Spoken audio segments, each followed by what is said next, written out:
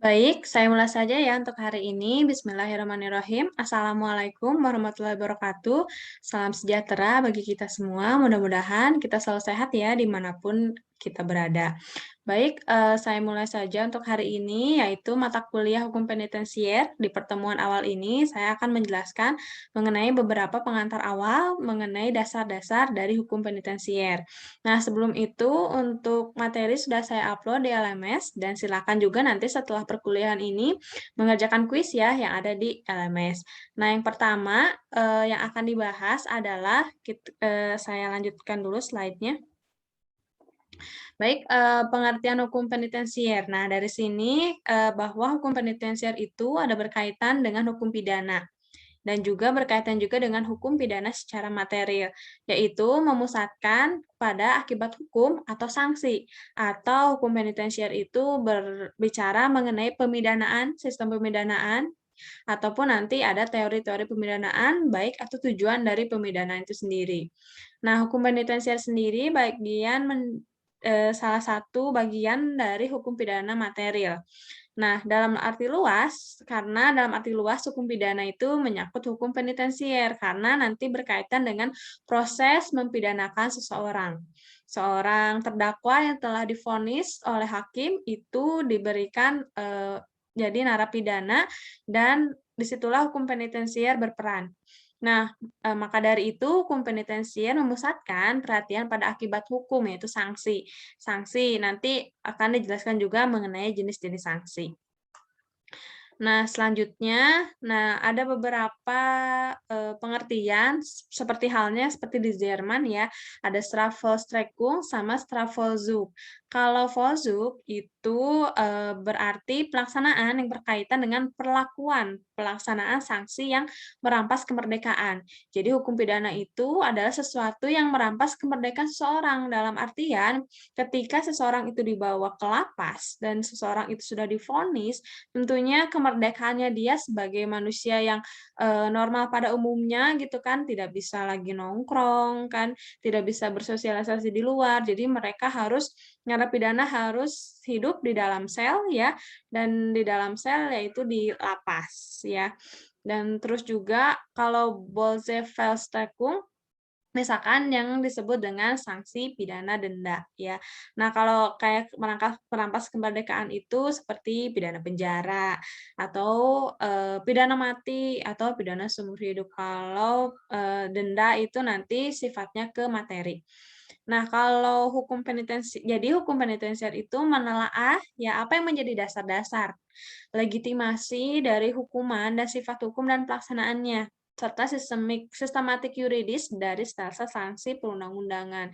Jadi di dalam perundang-undangan itu gimana sih pola sanksinya atau bagaimana itu pola pemidanaannya ya seperti itu. Jadi hukum penitensier itu gimana sih dasar-dasar dari kenapa sih seseorang itu harus dipidana, kenapa seseorang itu harus diberikan hukuman, kenapa seseorang itu harus diberikan sanksi. Tadi seperti dijelaskan ya bahwa sanksinya itu merampas kemerdekaan. Ya, salah satunya itu adalah merampas kemerdekaan atau yang sering kita dengar itu contohnya seperti pidana penjara. Ya, pidana penjara dan mereka masuk ke dalam lembaga pemasyarakatan. Nah, untuk ruang lingkupnya sendiri ada yang disebut dengan sanksi, eksekusi, dan pembinaan. Kalau sanksi nanti berkaitan dengan putusan hakim dan penologi. Kalau eksekusi nanti akan berkaitan dengan kejaksaan dan hakim pengawas. Kalau pembinaan nanti berkaitan dengan lapas dan bapas. Nah, kalau segi sanksi, kenapa berkaitan dengan putusan hakim? Karena hakim di situ memberikan vonis misalkan 10 tahun penjara atau misalkan divonis seumur hidup atau misalkan divonis diberikan pidana denda seperti itu. Terus kalau eksekusi pada saat telah divonis kan harus dieksekusi ya, apalagi kalau putusannya sudah ingkrah. Jadi dieksekusinya oleh siapa? Nanti akan diurus oleh kejaksaan dan pada saat di lapas nanti akan diawasi oleh hakim pengawas. Nah, untuk pembinaan itu oleh lembaga pemasyarakatan dan oleh balai pemasyarakatan nantinya. Nah, selanjutnya kalau putusan hakim akan berkaitan dengan pedoman pemidanaan, tujuan pemidanaan, dan asas pemidanaan. Jadi, hakim dalam menentukan putusannya, di dalam putusan hakim itu harus berpedoman pada gimana sih pedoman pemidanaan itu, ya tujuan pemidanaannya apa, tujuan orang itu dipenjara kenapa, dan tujuannya orang itu diberikan sanksi itu kenapa gitu kan. Kenapa harus 5 tahun, kenapa harus 10 tahun, dan itu harus jelas. Ya, harus jelas dan harus sesuai dengan pasal-pasal yang dikenakan dan juga asas-asas pemidanaannya. Lalu selanjutnya, lapas sendiri berkaitan dengan pedoman pembinaan. Nah, kalau tadi bicaranya mengenai pemidanaan dan kalau sekarang berbicaranya mengenai, pembinaan. Lapas itu nanti di sana pada saat seseorang itu dimasukkan ke dalam lapas, itu mereka harus sesuai dengan pedoman dari pembinaan, membina. Jadi, terpidana atau narapidana di sana itu tidak hanya sekedar nunggu waktu, bebas ya, jadi mereka dibina. Dan ada tujuan pembinaannya juga untuk apa, misalkan mereka melakukan, seperti, kegiatan-kegiatan, baik kegiatan secara formal atau kegiatan secara non formal. Seperti misalkan kegiatan, merajut, keterampilan, ya, terus juga misalkan kegiatan masak, atau kegiatan olahraga, atau kegiatan seperti sekolah, kerohanian, seperti itu kan, itu ada tujuannya. Nah, salah satu tujuannya itu untuk apa? Agar narapidana keluar dari lapas itu mereka bisa menjadi orang yang lebih baik lagi gitu, dan sangat diharapkan sekali mereka keluar dari lapas, mereka punya bekal, tidak mengulangi lagi kejahatan dan tidak menjadi residivis, ya seperti itu. Nah, untuk ruang lingkup dari hukum penitensiar ada beberapa, yaitu ada, jenis-jenis sanksi, terus juga ada jangka waktu dan berat ringannya sanksi, terus ada juga cara-cara pelaksanaan dan tujuannya, terus kedudukan pihak yang terkena sanksi, dan badan-badan eksekusi sanksi.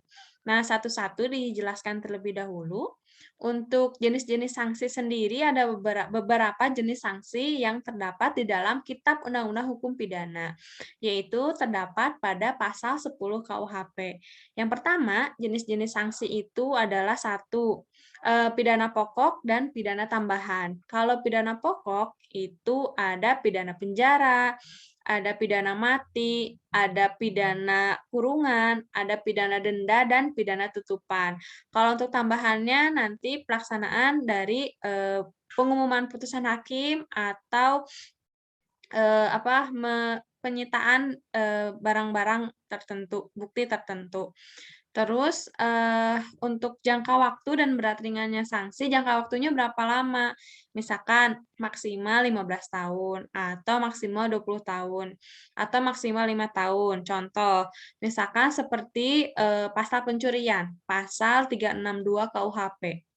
Di situ disebutkan bahwa, barang siapa dengan sengaja mengambil sebagian atau seluruh barang milik orang lain, dikenakan pasal pencurian, yaitu maksimal pidana penjara 5 tahun. Nah, itu kan jangka waktu ya.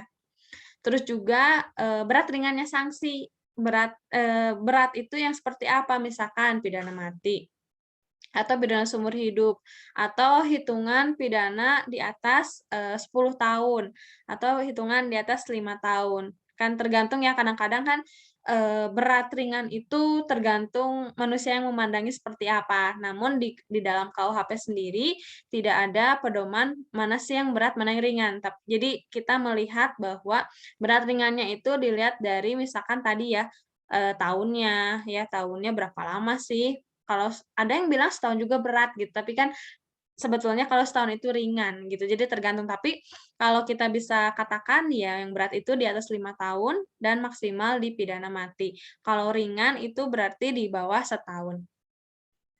Lalu selanjutnya, cara-cara pelaksanaan. Jadi setelah divonis tadi, pelaksanaannya seperti apa? Nah, pelaksanaannya nanti akan diserahkan kepada lembaga pemasyarakatan untuk dibina nantinya. Dan sesuai ya, ada tujuannya jelas. Tujuannya untuk apa sih, melaksanakan pembinaan tersebut? Harus sesuai dengan tujuan pemidanaan.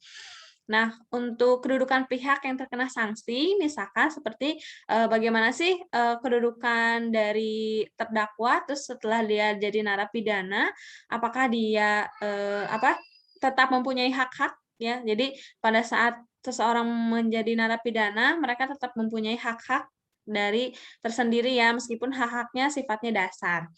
Terus juga badan-badan eksekusi sanksi, kalau untuk badan-badan eksekusi sanksi, itu nanti, tadi yang telah disinggung, yaitu ada kaitannya dengan, kejaksaan dan hakim pengawas. Baik, selanjutnya, nah di sini ada ruang lingkup sanksi juga, ada sanksi yang tidak mempunyai sifat yuridis, ada juga sanksi yang mempunyai sifat yuridis. Nah, kalau hukum pidana berarti, masuknya ke dalam sanksi yang mempunyai sifat yuridis ya. Nah, kalau sanksi yang tidak mempunyai sifat yuridis itu seperti sanksi sosial atau sanksi agama. Ketika seseorang, melanggar sosial atau aturan-aturan yang ada di sosial, mereka tidak akan dipidana atau tidak akan dikenakan sanksi berupa hukuman. Seperti kita melanggar sanksi agama.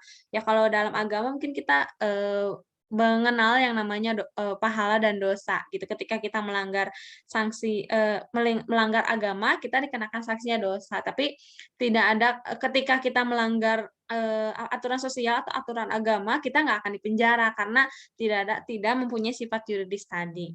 Tetapi kalau seperti sanksi yang mempunyai sifat yuridis, ya seperti, kalau ada yang bersifat hukum pidana dan ada yang tidak bersifat hukum pidana. Yang tidak bersifat hukum pidana itu seperti, sifatnya hukum perdata, ya. Kalau hukum perdata itu nanti kalau ada sengketa itu kan, lebih ke mediasi atau penggantian ganti rugi. Atau yang sifatnya hukum kekeluargaan, diselesaikan secara kekeluargaan. Atau sifatnya hukum administratif, atau yang sering kita dengar sanksi administratif, atau yang sifatnya hukum internasional. Itu tidak bersifat hukum pidana, tapi mempunyai sifat yuridis. Kalau bersifat hukum pidana, jelas ya tadi seperti pidana penjara, pidana seumur hidup, pidana mati, pidana denda, dan lain sebagainya. Nah, itu ruang lingkup sanksi yang ada di dalam hukum penitensier. Nah, selain itu juga, selain di KUHP, nanti juga kita akan membahas mengenai jenis-jenis sanksi yang ada di dalam RUU KUHP. Ya, nantinya kita akan melihat perbedaannya bagaimana sih sanksi yang ada di KUHP dan apakah sama dengan nanti yang akan ada di RUU KUHP.